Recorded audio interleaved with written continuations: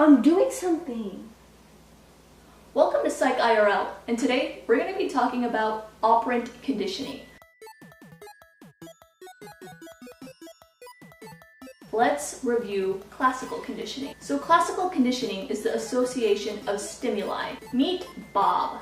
So Bob hears a song, he doesn't think it's bad, he doesn't think it's good. All of a sudden, Bob meets Linda. They fall in love and they get together. Linda gives Bob this happy feeling. One day, Linda says to Bob, "Hey Bob, we should totes make this song our song." He agrees. And so now every time that song comes on the radio, it gives him a happy love feeling. So in summation, the song gives him the happy feeling because it's related to Linda. Classical conditioning. So if you're still confused, check out a video I did in the description. I talk about classical conditioning more in detail.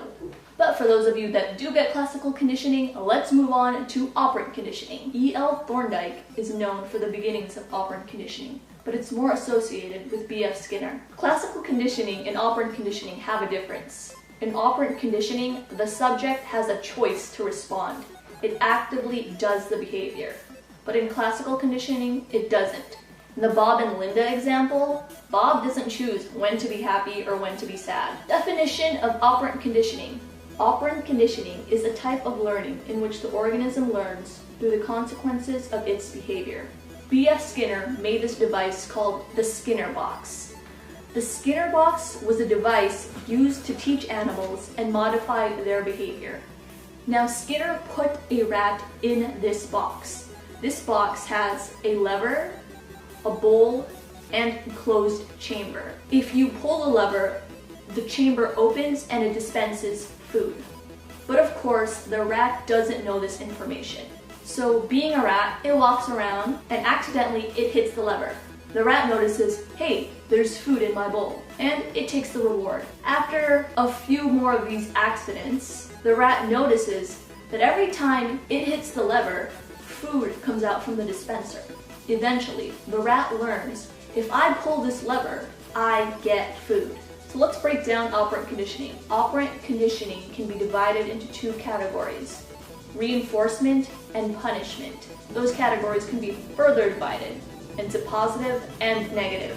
Reinforcement is defined as something that strengthens the behavior. Reinforcement can be positive, and positive reinforcement means the addition of a positive stimulus.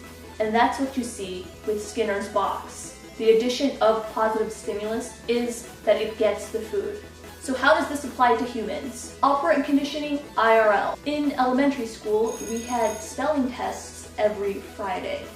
Now, I hated these tests, but I knew if I got 100% on these tests, I would get $1 from my parents. So the behavior was spelling each word correctly and getting 100%. And the addition of the positive stimulus was getting the $1. The reinforcements can also be negative, and that's the removal of an unpleasant stimulus. So back to elementary school. I actually went to a Christian elementary school, and we were made to memorize the books of the Bible in order. I'm still waiting to use that in real life, by the way. Same thing with proofs in geometry. Anyway, back to my story. My dad would not stop nagging me. He nagged me until I did this 3 times perfectly. So the behavior I had to learn was to learn all of those books in order. And the removal of the unpleasant stimulus was that my dad would stop nagging me. Operant conditioning also includes punishment. Now, punishment is used to reduce a behavior. Punishment can be positive. And positive punishment is the addition of an unpleasant stimulus. So I have these 2 younger cousins, which are twins, and they were over for a birthday party. I was in my room, and in my room I have this lamp that gets really hot. You touch it, you get burned.